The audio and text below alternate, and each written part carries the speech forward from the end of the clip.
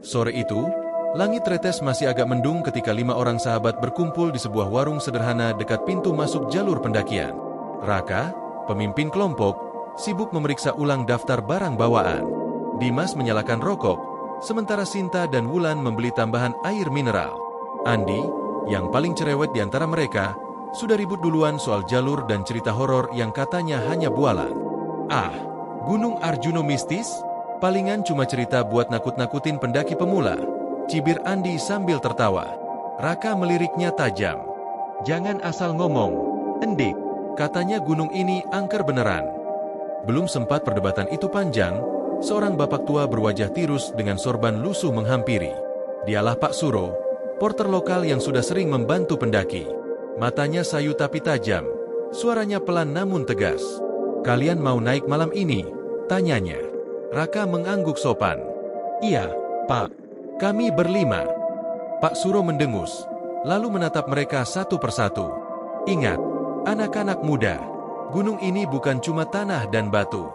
Ada yang jaga. Kalau dengar suara pasar, jangan noleh. Kalau ada yang manggil nama, jangan dijawab. Dan jangan pernah sombong di sini. Wulan yang sedari tadi dia merinding mendengar kalimat itu. Ia menggenggam lengan Sinta erat-erat. Dimas mencoba tersenyum untuk meredakan ketegangan, sementara Andi malah terkekeh. Pasar setan? Halah, kalau ada yang jual nasi goreng sih lumayan. Pak, saya lapar nih. Pak Suro hanya menggeleng pelan. Mulutmu itu yang paling berbahaya. Ingat-ingat ucapanku. Raka segera menyudahi obrolan. Mereka berpamitan dan mulai melangkah memasuki jalur pendakian. Udara gunung semakin dingin, kabut tipis mulai turun. Hutan pinus menjulang tinggi di kanan kiri, menciptakan bayangan gelap saat senter mereka menyapu batang-batang pohon. Suasana terasa lengang, hanya suara langkah kaki dan nafas terengah-engah yang terdengar. Sinta, yang biasanya ceria, tiba-tiba bicara lirih. Kalian ngerasa nggak, jalannya kayak lebih berat? Padahal baru mulai. Raka menoleh, mencoba tersenyum. Mungkin karena capek. Kita istirahat bentar di depan. Namun saat mereka berhenti, angin berembus membawa suara aneh, lirih tapi jelas. Seperti suara gamelan Jawa, mengalun dari kejauhan. Kalian denger nggak?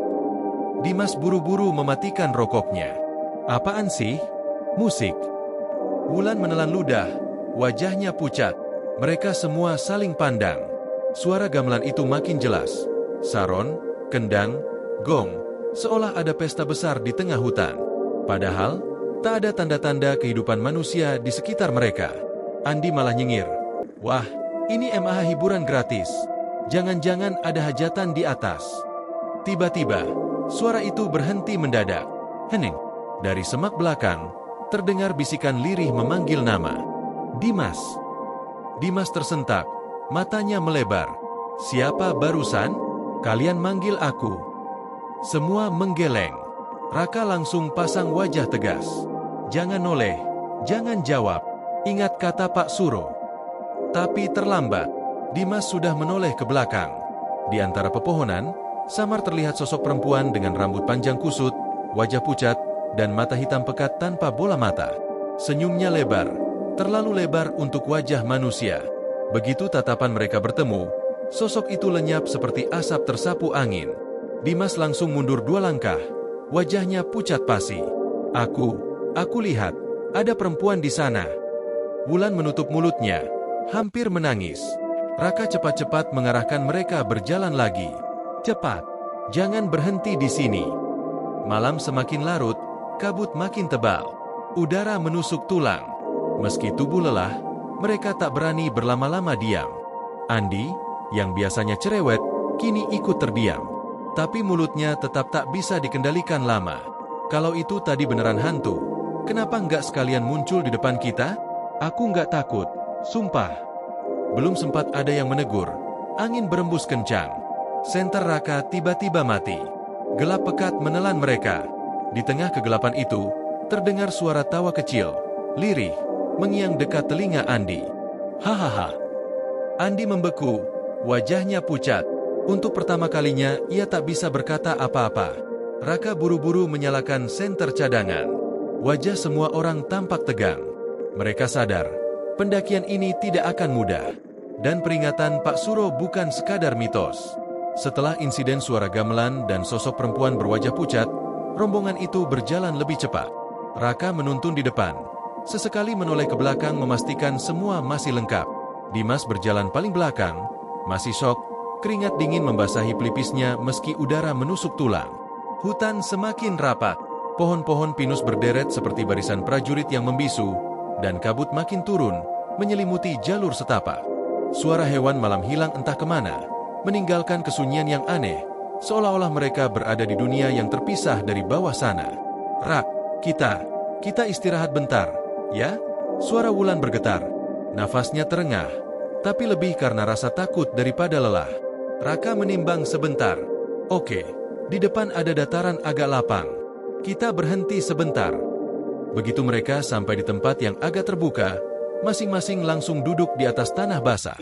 Sinta membuka botol minum, lalu menatap Dimas yang masih pucat. Kamu beneran lihat, Mas? Tanyanya hati-hati.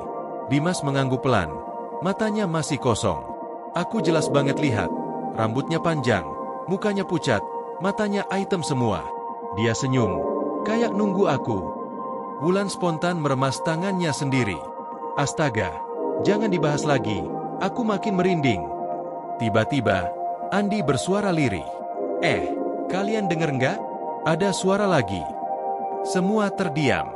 Mereka menajamkan telinga.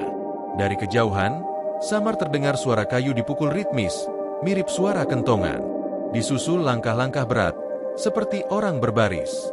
Langkah kaki. Raka berbisik. Iya, Dimas menelan ludah. Tapi banyak banget, kayak pasukan. Langkah itu semakin mendekat, makin jelas. Namun anehnya, tanah di bawah mereka tidak bergetar sedikitpun. Seolah-olah suara itu hanya menggema tanpa wujud. Raka langsung memberi aba-aba. Matikan senter. Cepat. Dalam sekejap, kegelapan menyelimuti. Mereka hanya duduk diam, menahan napas, jantung berdegup kencang. Dari kabut tipis, samar terlihat bayangan hitam berjajar. Tinggi, tegap, memikul sesuatu di pundak, seperti barisan prajurit zaman dulu. Mereka berjalan perlahan, tak menoleh, hanya lurus ke arah lain. Suara logam beradu terdengar lirih, seperti pedang yang bergesekan. Wulan hampir menjerit, tapi Sinta buru-buru menutup mulutnya. Barisan itu lewat, semakin menjauh, lalu menghilang di telan kabut. Suara langkah pun perlahan lenyap. Suasana kembali hening. Semua terdiam beberapa detik, masih berusaha mencerna apa yang baru saja mereka lihat. Andi yang biasanya suka bercanda kini benar-benar pucat. Bibirnya bergetar. Rak, tadi, itu apaan? Raka menatapnya serius. Kalau kata orang, itu pasukan gaib Arjuno. Mereka masih berjaga di gunung ini. Dimas menunduk, memeluk lutut. Kita salah. Kita nggak boleh sombong dari awal. Raka menarik napas panjang, lalu berdiri. Dengar. Kita harus hati-hati mulai sekarang. Jangan ada yang ngomong sembarangan. Jangan ada yang melawan. Kita bukan siapa-siapa di sini. Kelima sahabat itu pun kembali melanjutkan perjalanan dalam diam. Tidak ada lagi canda. Tidak ada obrolan ringan. Yang ada hanya degup jantung yang berpacu dengan kabut pekat, membawa mereka semakin jauh masuk ke dalam misteri Gunung Arjuno. Langkah kaki mereka makin berat. Jam tangan Raka menunjukkan pukul 10 malam. Kabut semakin tebal. Senter hanya bisa menembus beberapa meter ke depan. Heningnya hutan seolah menekan telinga. Sampai tiba-tiba, dung, deng, dung, deng. Suara gamelan kembali terdengar. Kali ini lebih jelas, bukan hanya samar. Alunannya halus tapi mencekam, seperti iringan wayang di tengah malam. Sinta spontan berhenti, matanya membesar. Kalian, dengar juga, kan? Semua mengangguk. Wajah tegang. Andi mencoba bercanda, walau suaranya bergetar. Wah, jangan-jangan ada konser gamelan dadakan. Namun sesaat setelah ia bicara, suara itu berubah lebih cepat, semakin keras, seperti pesta yang riuh. Suara kendang bertalu, gong berdentum berat. Wulan berbisik sambil gemetar. Pak Suro bilang, jangan noleh kalau dengar suara aneh. Tapi ini. Raka langsung tegas, fokus ke jalan. Jangan ada yang menoleh. Jangan ada yang bicara. Mereka berjalan dengan langkah hati-hati. Tapi anehnya, jalur terasa makin asing. Pohon-pohon terlihat sama, membuat mereka seakan berjalan di tempat yang sama berulang-ulang. Dari belakang, Dimas mendadak berhenti. "Rak, ada yang manggil aku lagi." Suaranya parau. Raka menoleh cepat. "Jangan dengerin." Namun Dimas tampak bingung. Bibirnya bergetar, matanya sayu. "Dimas, ikut aku." Bisikan itu terdengar lirih, dekat sekali di telinganya. Dimas hampir menoleh ke arah semak gelap, tapi Wulan buru-buru menarik tangannya. "Jangan lihat." "Jangan, Mas!" teriaknya panik. Mendadak tubuh Wulan bergetar hebat. Matanya mendadak kosong, pupilnya mengecil. Dari mulutnya keluar suara berat, bukan suaranya sendiri. "Kenapa kalian menolak panggilan? Bukankah sudah ada yang memanggil?" Sinta menjerit kaget. "Astaga, Wulan kenapa ini?" Andi terperanjat, wajahnya pucat pasi. "Rak, dia kesurupan."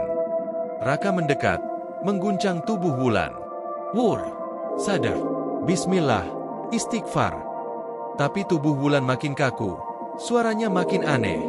Kadang tertawa lirih, kadang berbisik dengan nada penuh amarah. "Kalian sombong, kalian sudah memanggil kami, sekarang kalian tidak bisa pulang." Suara gamelan mendadak berhenti. Hening.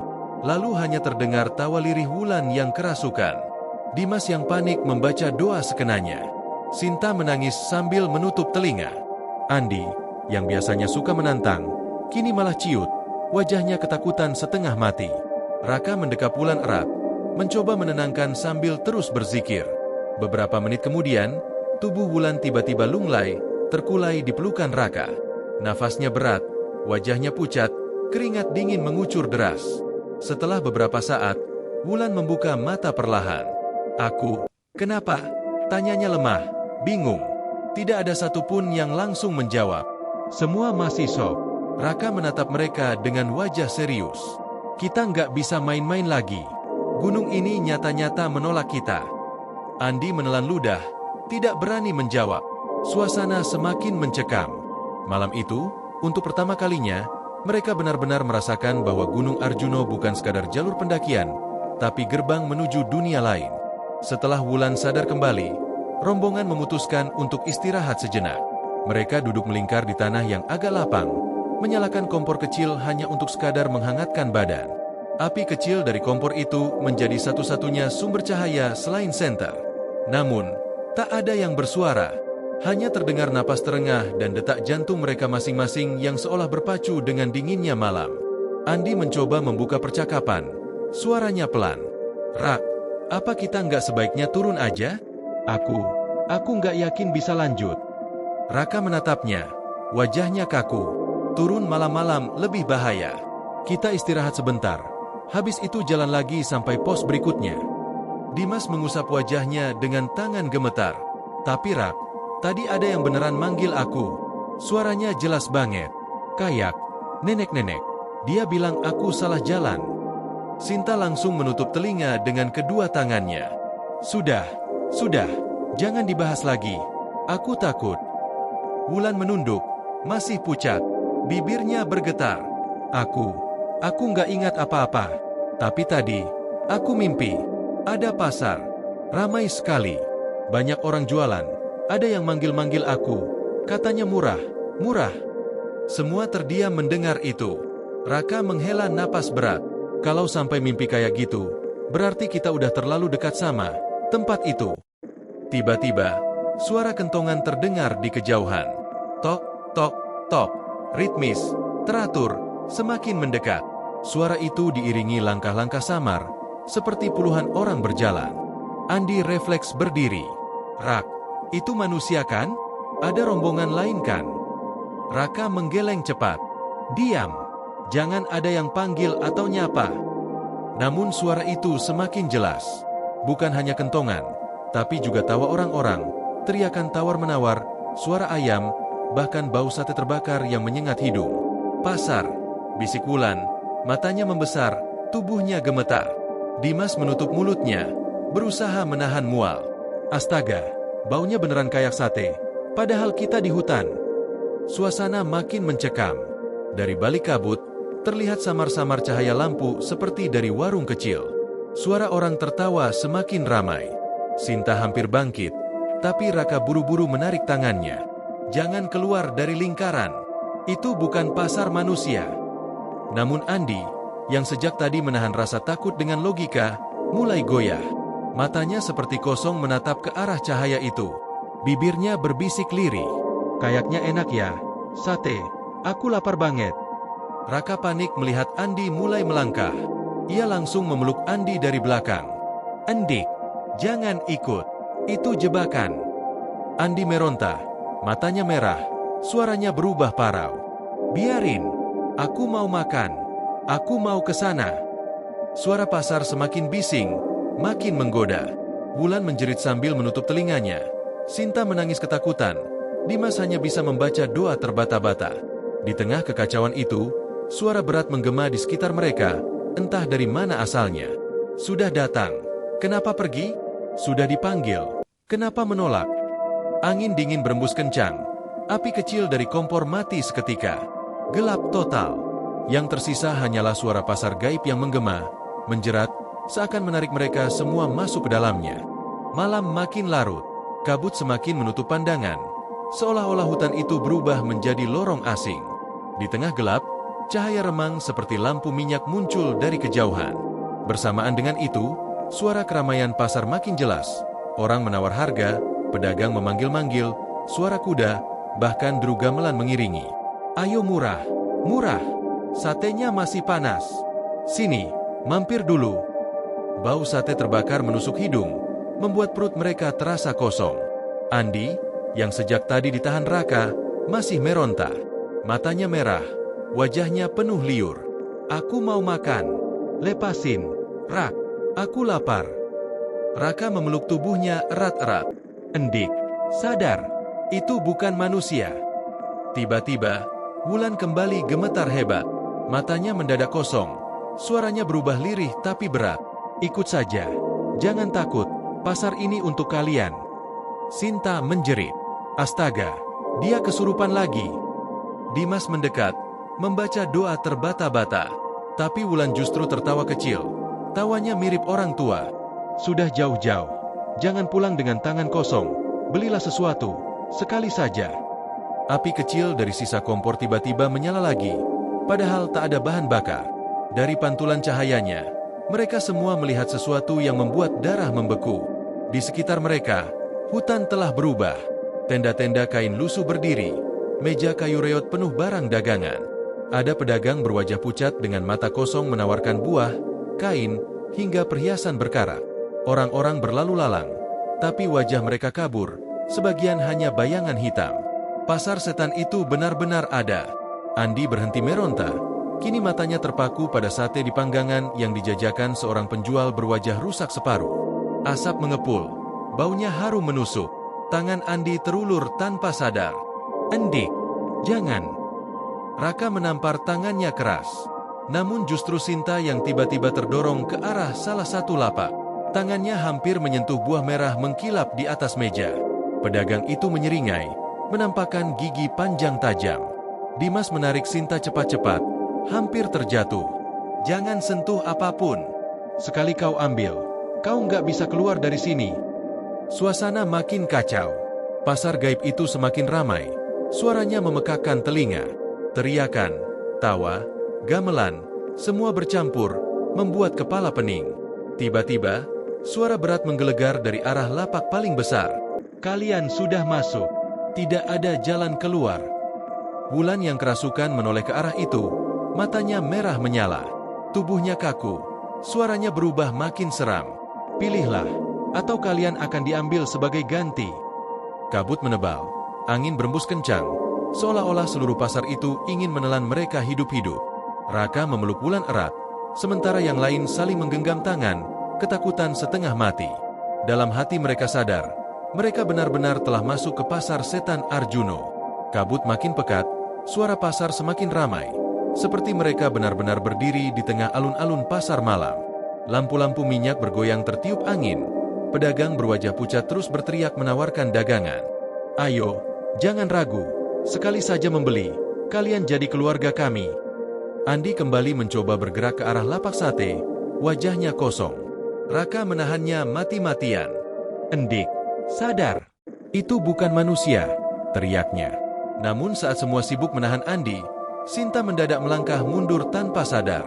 Matanya terpaku pada sebuah lapak kain batik yang berkilau. Pedagangnya, seorang perempuan tua berambut panjang menutupi wajah, tangannya keriput namun kokoh.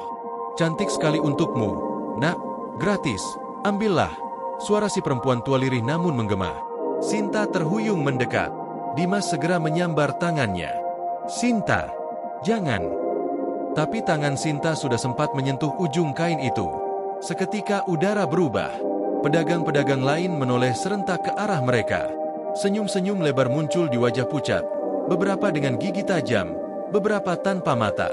Suara pasar berhenti mendadak. "Sini." Wulan, yang masih kerasukan, tertawa lirih. "Hahaha, sudah memilih, sudah memilih." Sinta menjerit keras. Tubuhnya ditarik ke arah lapak itu seakan ada kekuatan gaib yang menarik. Dimas memeluknya erat, tapi tarikan itu terlalu kuat. Kaki Sinta menyeret tanah, tubuhnya melayang setengah, wajahnya pucat penuh ketakutan. "Raka, tolongin aku," teriak Dimas panik. Raka segera melompat, memeluk tubuh Sinta bersama Dimas. "Baca doa.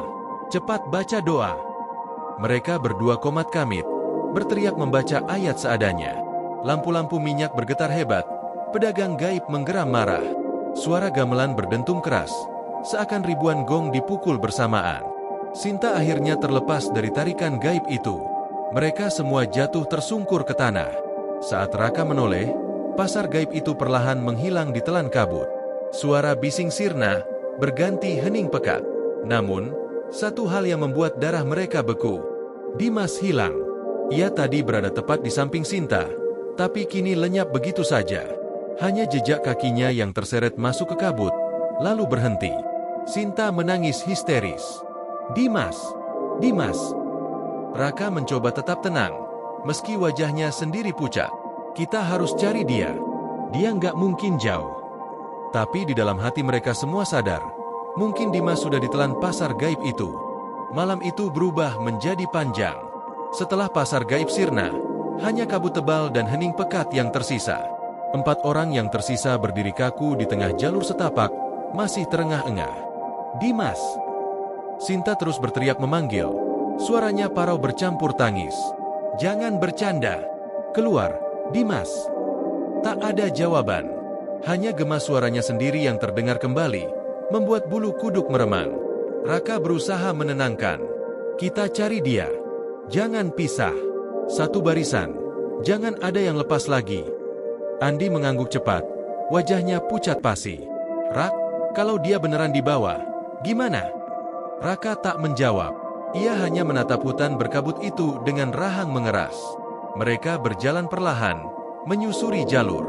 Namun anehnya, jalur yang biasanya jelas kini terasa membingungkan. Pohon-pohon tampak sama, tanah yang diinjak seperti berulang-ulang. Sinta terisak. "Kok kayak muter-muter? Tadi kita udah lewat pohon besar ini, kan?" Wulan yang masih lemah setelah kerasukan bergumam pelan. "Gunung ini nggak suka kita, dia nggak mau kita keluar." Tiba-tiba, suara langkah kaki terdengar dari dalam kabut, pelan tapi jelas. Tap, tap, tap. Sinta langsung bersorak. "Dimas, itu kamu, kan?" Tanpa pikir panjang, ia berlari ke arah suara itu. "Sinta, jangan!" Raka mengejarnya, tapi terlambat. Kabut menelan tubuh Sinta. Sekejap kemudian terdengar jeritan panjang. "Ah! Ah!" Lalu sunyi. Andi panik. "Astaga, satu lagi. Rak, kita bakal mati di sini." Raka menggertakkan gigi. "Diam, jangan bikin panik makin parah."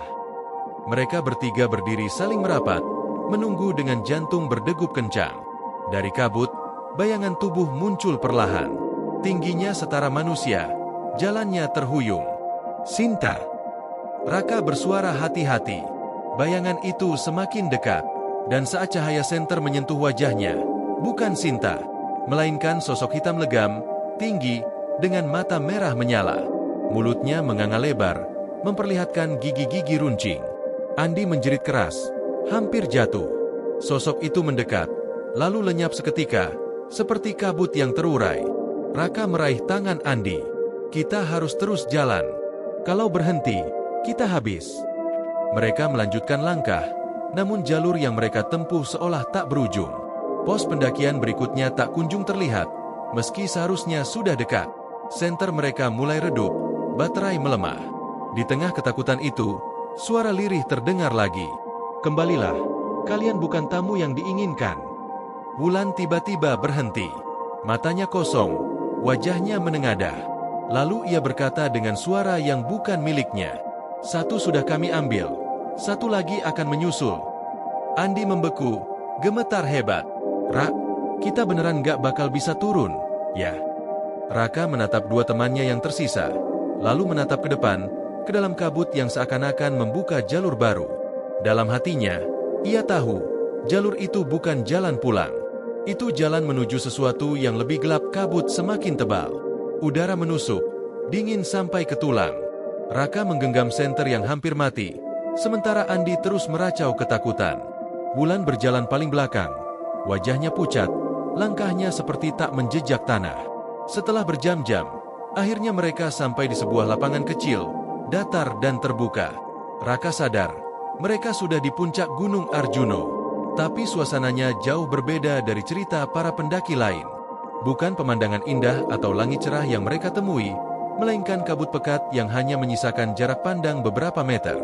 Dan di tengah kabut itu, berdiri puluhan sosok samar. Andi, kau lihat itu? Suara Raka bergetar. Andi mengangguk kaku. Astaga, kayak prajurit, barisan prajurit kuno. Mata mereka menajam.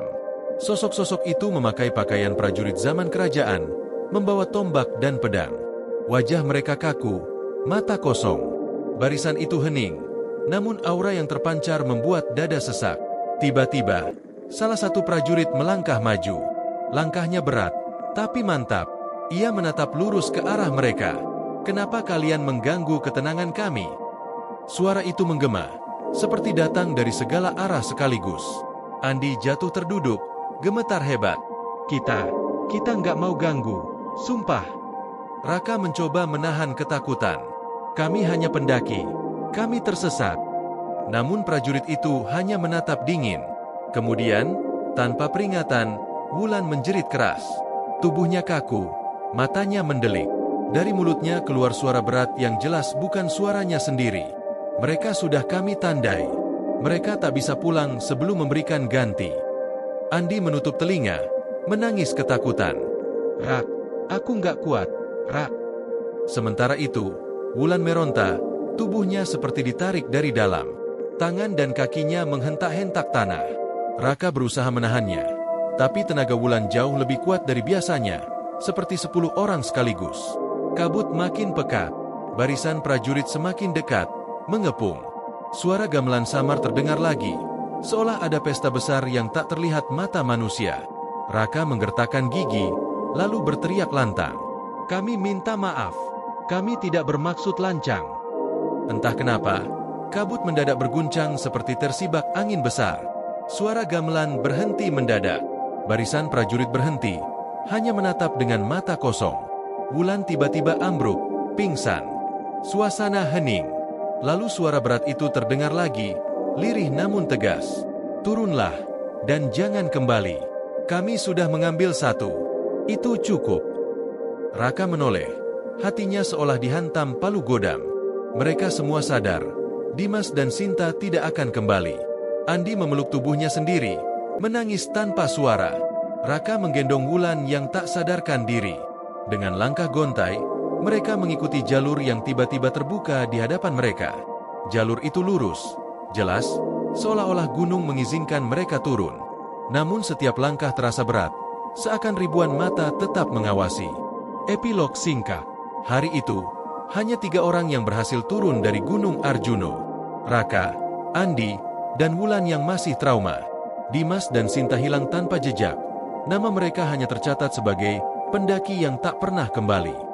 Sejak saat itu, Raka berjanji tak akan pernah lagi meremehkan cerita-cerita mistis. Baginya, Gunung Arjuno bukan sekadar tempat pendakian. Ia adalah kerajaan gaib yang penuh rahasia, dan manusia hanya tamu yang kadang tidak diinginkan. Raka, Andi, dan Wulan akhirnya tiba di pos pendakian setelah perjalanan turun yang seperti mimpi buruk. Mereka bertiga dalam keadaan compang-camping. Pakaian kotor penuh tanah, wajah pucat, mata sayu. Raka masih menggendong Wulan yang separuh sadar. Tubuhnya dingin seperti baru keluar dari sungai di tengah malam. Petugas pos menatap heran ketika melihat mereka. "Loh, kalian bertiga saja? Bukannya rombongan kalian berlima?" Tanya salah satu ranger sambil menghampiri. Andi terisak, matanya membesar. Ia ingin menjawab, tapi suaranya tercekat. Raka hanya menggeleng pelan. "Dua teman kami hilang." Suasana di pos mendadak sunyi. Para pendaki lain yang sedang beristirahat ikut menoleh. Beberapa saling berbisik. Wajah mereka berubah serius. Petugas pos menarik napas panjang, lalu menepuk bahu Raka. "Kami akan kirim tim pencarian besok pagi. Tapi, kalau mereka tersesat di jalur yang kamu maksud, kemungkinan kecil bisa ditemukan." Malam itu, mereka bertiga menginap di base camp desa. Wulan masih lemah, tubuhnya panas dingin. Kadang ia meracau dalam tidur, menyebut nama Dimas dan Sinta, kadang berbicara dengan bahasa yang tak dimengerti. Andi tak bisa tidur sama sekali. Ia duduk di pojok kamar, wajah pucat, terus menggoyang-goyangkan tubuhnya sendiri. Raka, yang berusaha tegar, diam-diam menangis di luar kamar. Ia menatap langit malam yang cerah, bintang-bintang bertaburan indah. Ironis, karena di atas sana, di puncak Arjuno, mereka justru merasakan kegelapan yang menelan segalanya. Beberapa hari kemudian, tim SAR melakukan pencarian besar-besaran. Jalur yang disebut Raka diperiksa berkali-kali, setiap semak dan jurang disisir. Namun tak ada tanda-tanda Dimas dan Sinta. Tidak ada jejak sepatu, tidak ada barang tertinggal. Seolah keduanya hilang di telan bumi. Kabar itu segera menyebar di desa-desa sekitar. Para tetua desa berbisik-bisik bahwa Arjuno sedang menagih tumbal. Ada juga yang mengatakan, Dimas dan Sinta mungkin dibawa untuk menjadi bagian dari pasukan gaib yang menjaga gunung. Pendaki lain yang mendengar cerita Raka menambahkan bumbu, menyebarkan kisah seram.